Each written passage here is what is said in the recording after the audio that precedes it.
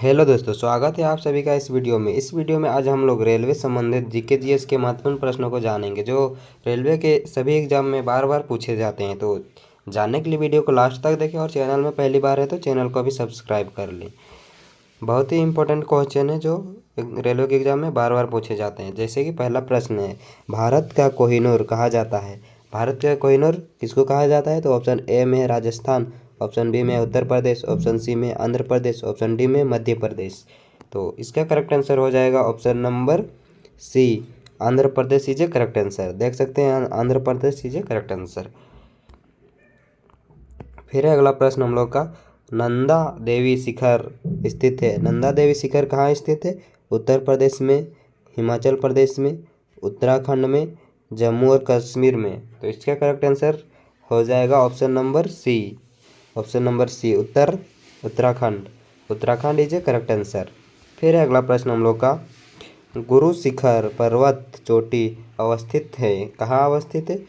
Option A में है Uttar Pradesh, option B में हिमाचल प्रदेश, ऑप्शन सी में राजस्थान, ऑप्शन डी में हरियाणा। तो इसका करेक्ट आंसर हो जाएगा हम लोग का option number C is a correct answer, यानी Rajasthan. Rajasthan is a correct answer. फिर है अगला प्रश्न हम लोग का, निम्नलिखित में से किस राज्य में दक्षिण पश्चिम मानसून से वर्षा नहीं होती है? तो इसका ऑप्शन ए में है तमिलनाडु, ऑप्शन बी में केरल, ऑप्शन सी में महाराष्ट्र, ऑप्शन डी में गुजरात। तो इसका करेक्ट आंसर हो जाएगा option number A, Tamil Nadu is a correct answer. देख सकते हैं Tamil Nadu is a correct answer. फिर अगला प्रश्न हम लोग का, भारत में वर्षा का औसत है। भारत में वर्षा का औसत क्या है? ऑप्शन ए में 110 सेमी, ऑप्शन बी में 118 सेमी, ऑप्शन सी में 125 सेमी, ऑप्शन डी में 135 सेमी। तो इसका करेक्ट आंसर क्या हो जाएगा बताना है हम लोग को। तो इसका करेक्ट आंसर हो जाएगा 5 का बी, 118 सेमी इज ए करेक्ट आंसर। फिर अगला प्रश्न हम लोग का, अमृतसर की अपेक्षा निम्न अक्षांश पर स्थित होने के बावजूद शिमला अधिक ठंडा है क्योंकि? ऑप्शन ए में यह उच्च तुंगता पर है, ऑप्शन बी यह समुद्र स्तर से ऊपर है, ऑप्शन सी वायुमंडल में अधिक ओजोन है, ऑप्शन डी यह विशेष रूप से बर्फ भारी है। तो इसका करेक्ट आंसर हो जाएगा हम लोग का 6 नंबर का ए इज ए करेक्ट आंसर। यह उच्च तुनंगता पर है, option A is a correct answer. फिर अगला प्रश्न हम लोग का, इंदिरा गांधी नहर निकलती है। बताना है इंदिरा गांधी नहर कहाँ से निकलती है। ऑप्शन ए में रूपड, ऑप्शन बी में भाखड़ा, ऑप्शन सी में हरिके बांध से, ऑप्शन डी में है गंगा सागर से। तो इसका करेक्ट आंसर हो जाएगा ऑप्शन नंबर सी, हरिके बांध से। हरिके बांध is a correct answer, option number C is a correct answer. फिर अगला प्रश्न हम लोग का, कृष्ण नदी का उद्गम स्थल किसके समीप है? बताना है कृष्ण नदी का उद्गम स्थल किसके समीप है। ऑप्शन ए में है कालाघाट, ऑप्शन बी में है महाबलेश्वर, ऑप्शन सी में है अमरनाथ, ऑप्शन डी में है तुला क्षेत्र। तो इसका करेक्ट आंसर हो जाएगा हम लोग का option number B is a correct answer, यानी Mahabaleshwar is a correct answer. फिर अगला प्रश्न हम लोग का,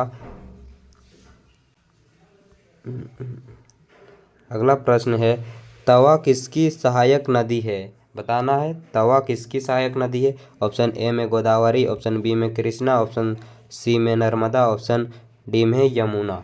तो इसका करेक्ट आंसर हो जाएगा हम लोग का Narmada, option C is a correct answer. फिर अगला प्रश्न हम लोग का, गंगा एवं ब्रह्मपुत्र की संयुक्त जलधारा किस नाम से जानी जाती है? बताना है गंगा और ब्रह्मपुत्र नदी की जो संयुक्त धारा है वो किस नाम से जानी जाती है। तो ऑप्शन ए में है गंगाधर, ऑप्शन बी में यमुनाधर, ऑप्शन सी में सरस्वती, ऑप्शन डी में है मेघना। तो इसका करेक्ट आंसर हो जाएगा मेघना, option D is a correct answer.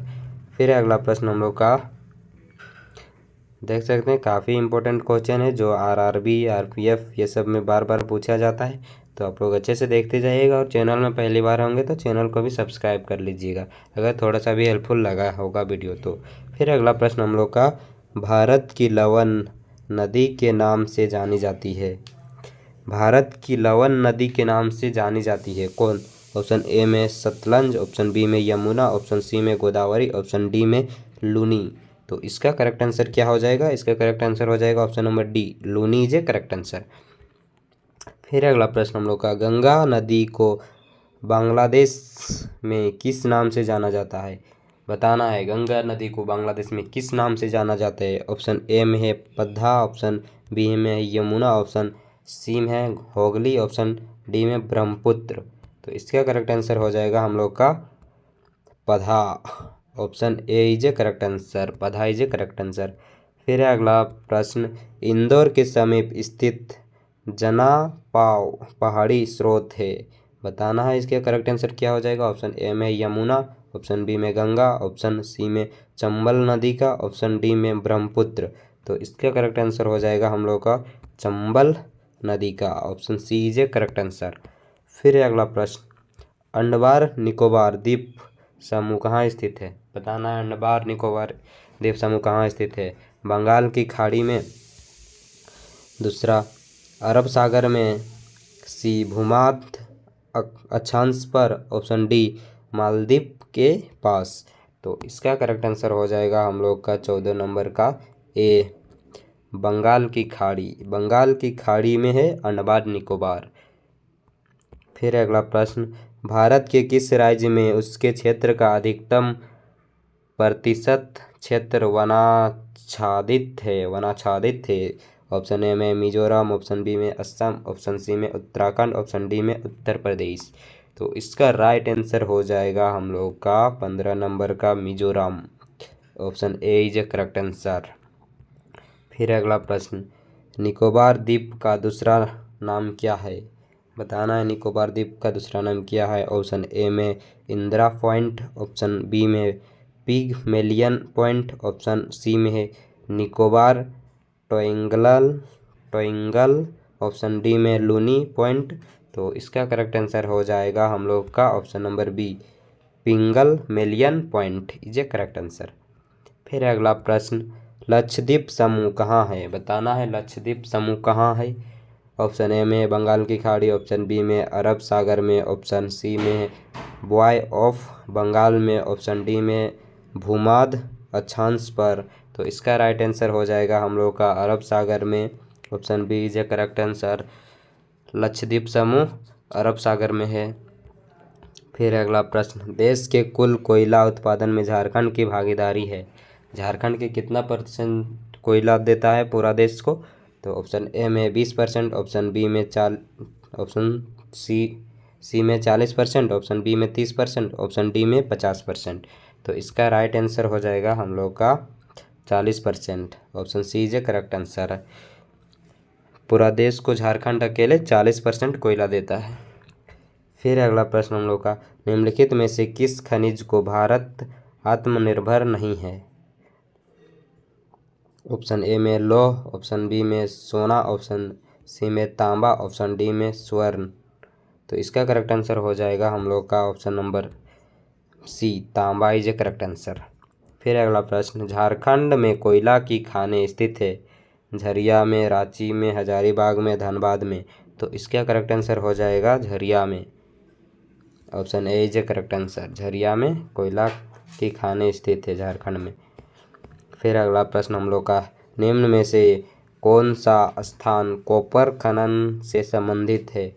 Option A में है खेतड़ी, ऑप्शन बी में सोमनाथ, ऑप्शन सी में कुतुब मीनार, ऑप्शन डी में रानी का वाव। तो इसका करेक्ट आंसर हो जाएगा Khetri, option A is a correct answer. फिर अगला प्रश्न, केंद्र सरकार द्वारा नई वन नीति की घोषणा किस वर्ष की गई? ऑप्शन ए में 1972 में, ऑप्शन बी में है 1988, ऑप्शन सी में 1995, ऑप्शन डी में 2005। तो इसका करेक्ट आंसर हो जाएगा 1988, option B is a correct answer. फिर अगला प्रश्न हम लोग का, भारतीय वन सर्वेक्षण विभाग की स्थापना कब की गई थी? बताना है कब की गई थी। तो ऑप्शन ए में 1961, ऑप्शन बी में 1971, ऑप्शन सी में 1981, ऑप्शन डी में 1991। तो इसका करेक्ट आंसर हो जाएगा 1981, option C is a correct answer. फिर अगला प्रश्न, अरावली का उच्चतम शिखर है? अरावली का उच्चतम शिखर क्या है? ऑप्शन ए में है गुरु शिखर, ऑप्शन बी में है माउंट अबू, ऑप्शन सी में अंबाजी, ऑप्शन डी में गिरनार। तो इसका करेक्ट आंसर हो जाएगा Guru Shikhar. Option A is a correct answer. Aravalli का उच्चतम शिखर है गुरु शिखर। फिर अगला प्रश्न, अवस्थित पर्वत शिखर नहीं है, बताना है अवस्थित पर्वत शिखर कौन नहीं है। तो ऑप्शन ए में गोसाई थान, ऑप्शन बी में है धूपगढ़, ऑप्शन सी में है अरवलगनान, ऑप्शन डी में है उड़ैनपुर। तो इसका करेक्ट आंसर हो जाएगा हम लोग का Gosainthan. Option A is a correct answer. में जयपुर में, ऑप्शन बी में अजमेर में, ऑप्शन सी में कोटा में, ऑप्शन डी में जैसलमेर में। तो इसका करेक्ट आंसर हो जाएगा ऑप्शन नंबर बी अजमेर में। अजमेर यानी राजस्थान, ये राजस्थान में है। ये मेला अक्टूबर नवंबर के मंथ में लगता है।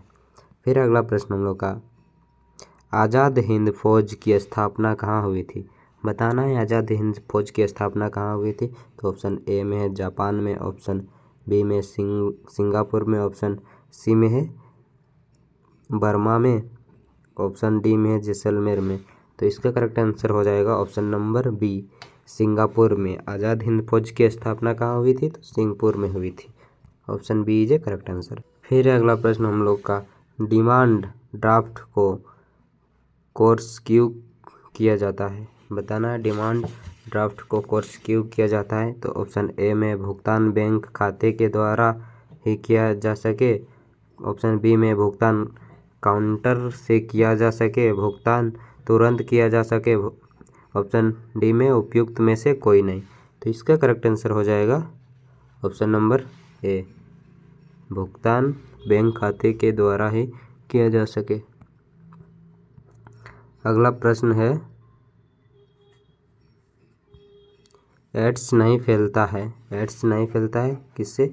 ऑप्शन ए में संक्रमित सुई का प्रयोग करने से, ऑप्शन बी में सेक्स करने से, ऑप्शन सी में संक्रमित मरीज का खून चढ़ाने से, ऑप्शन डी में बातचीत करने और मरीज को छूने से। तो इसका करेक्ट आंसर हो जाएगा ऑप्शन नंबर डी बातचीत करने और मरीज को छूने से एड्स नहीं फैलता है। फिर अगला प्रश्न हम लोग का, निम्नलिखित में से किससे ऊन प्राप्त नहीं होता है, बताना है ऊन किससे प्राप्त नहीं होता है। तो ऑप्शन ए में सुअर, ऑप्शन बी में खरगोश, ऑप्शन सी में बकरी, ऑप्शन डी में भेड़। तो इसका करेक्ट आंसर हो जाएगा सुअर। सभी को जानते होंगे ये आंसर, सुअर से ऊन नहीं प्राप्त किया जा सकता है। फिर अगला प्रश्न हम लोग का, सोयल क्यों प्रसिद्ध है, बताना है सोयल क्यों प्रसिद्ध है। तो ऑप्शन ए में है स्टील उत्पादन के लिए, ऑप्शन बी में कोयला उत्पादन के लिए, ऑप्शन सी में लोहा उत्पादन के लिए, ऑप्शन डी में अभ्रक उत्पादन के लिए। तो इसका राइट आंसर हो जाएगा स्टील उत्पादन के लिए। ऑप्शन ए सोयल स्टील उत्पादन के लिए प्रसिद्ध है। फिर अगला प्रश्न हम लोग का, ओबीसी का पूर्ण रूप क्या है। ऑप्शन ए में outer blank coast, option B में over blank coast, option C में other backward class, option D में अदर बैकवर्ड कास्ट। तो इसका करेक्ट आंसर हो जाएगा option number C other backward classes. Option number C is a right answer. फिर अगला प्रश्न हम लोग का, सती प्रथा का सर्वाधिक विरोध किसने किया, बताना है सती प्रथा का सबसे ज़्यादा विरोध किसने किया था। ऑप्शन ए में है राजा राम मोहन राय, ऑप्शन बी में रामकृष्ण परमहंस, ऑप्शन सी में Henry Vivian Derozio, option D में केशव चंद्र सेन।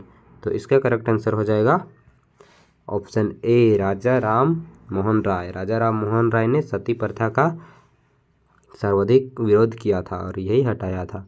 फिर अगला प्रश्न हम लोग का, अंतिम मुगल शासक कौन था, बताना है अंतिम मुगल शासक कौन था। ऑप्शन ए में बहादुर शाह जफर, ऑप्शन बी में औरंगजेब, ऑप्शन सी में जहांदार शाह, ऑप्शन डी में अब्दुल खां। तो इसका राइट आंसर हो जाएगा option number A Bahadur Shah Zafar. Option A is a correct answer. फिर अगला प्रश्न हम लोग का, गोधरा कांड किस लिए प्रसिद्ध है? गोधरा कांड किस लिए प्रसिद्ध है बताना है। तो ऑप्शन ए में भूकंप के कारण, ऑप्शन बी में रेलगाड़ी में लोगों को जलाए जाने के कारण, ऑप्शन सी में मुख्यमंत्री का क्षेत्र होने के कारण, ऑप्शन डी में उपयुक्त में से कोई नहीं। तो इसका राइट आंसर हो जाएगा रेलगाड़ी में लोगों को जलाए जाने के कारण गोधरा कांड प्रसिद्ध है। Option B is a right answer. फिर अगला प्रश्न, भारत में रेल का प्रारंभ किस सन में हुआ? बताना है भारत में रेल का प्रारंभ किस सन में हुआ था। तो इसका करेक्ट आंसर हो जाएगा ऑप्शन नंबर बी 1853 में। 1853 में रेल का आरंभ हुआ था। काफ़ी इम्पोर्टेंट प्रश्न है जो हर एक बार एग्ज़ाम में पूछे जाते हैं, तो आप लोग अच्छे से देखते जाइएगा। फिर अगला प्रश्न, भारतीय रेल का राष्ट्रीयकरण कब हुआ? बताना है भारतीय राष्ट्र का राष्ट्रीयकरण कब हुआ। तो ये 1950 में हुआ था। Option A is correct answer. Bharat में सबसे लंबी दूरी तय करने वाली रेल कौन सी है? सबसे ज़्यादा दूरी कौन तय करता है, कौन सी रेल? तो है Vivek express. Vivek express is a correct answer. सबसे ज़्यादा दूरी यही ट्रेन तय करती है। काफ़ी इम्पोर्टेंट प्रश्न है जो आरपीएफ, रेलवे, एनटीपीसी के सभी एग्जाम में पूछे जाते हैं और यही सब पीवाईक्यू प्रश्न भी हैं। फिर अगला प्रश्न लोग का, रेल इंजन के आविष्कार कौन है? बताना है रेल इंजन का आविष्कार किसने किया था। तो इसका करेक्ट आंसर हो जाएगा option number C George Stephenson ने। जॉर्ज स्टीफेसन ने। Option C is a right answer. देख सकते हैं guys, railway, RPF, RRB, group D, GK question in Hindi, काफ़ी इंपॉर्टेंट प्रश्न है जो रेलवे के सभी एग्जाम में बार बार पूछे जाते हैं। तो आप लोग अच्छे से देखते जाइएगा और हमारे चैनल में पहली बार होंगे तो चैनल को भी सब्सक्राइब कर लेंगे। फिर अगला प्रश्न हम लोग का, रेलवे बोर्ड की स्थापना कब की गई? बताना रेलवे बोर्ड की स्थापना कब की गई। तो ऑप्शन ए में 1915, ऑप्शन बी में 1903, ऑप्शन सी में 1899, ऑप्शन डी में 1905। तो इसका राइट आंसर हो जाएगा 1905। रेलवे बोर्ड की स्थापना 1905 में की गई। फिर अगला प्रश्न हम लोग का, भारत की प्रथम रेलगाड़ी द्वारा कितनी दूरी तय की गई थी? भारत में जब पहली बार रेलगाड़ी चलाई गई थी तो कितनी किलोमीटर तक चलाई गई थी वो बताना है। तो ऑप्शन बी होगा इसका correct answer 34 kilometre. 34 kilometre first बार में चलाया गया था रेल को जब चलाया गया था। फिर अगला प्रश्न, भारत में पहली बार मेट्रो रेल सेवा किस नगर से आरंभ की गई? तो इसका राइट आंसर हो जाएगा कोलकाता। कोलकाता से की गई थी। फिर अगला प्रश्न हम लोग का, सबसे लंबी रेलवे प्लेटफॉर्म कहाँ है? बताना है सबसे लंबी रेलवे प्लेटफॉर्म कहाँ है। तो ऑप्शन ए में है इलाहाबाद में, ऑप्शन बी में हाजीपुर में, ऑप्शन सी में चेन्नई में, ऑप्शन डी में गोरखपुर में। तो इसका करेक्ट आंसर हो जाएगा गोरखपुर।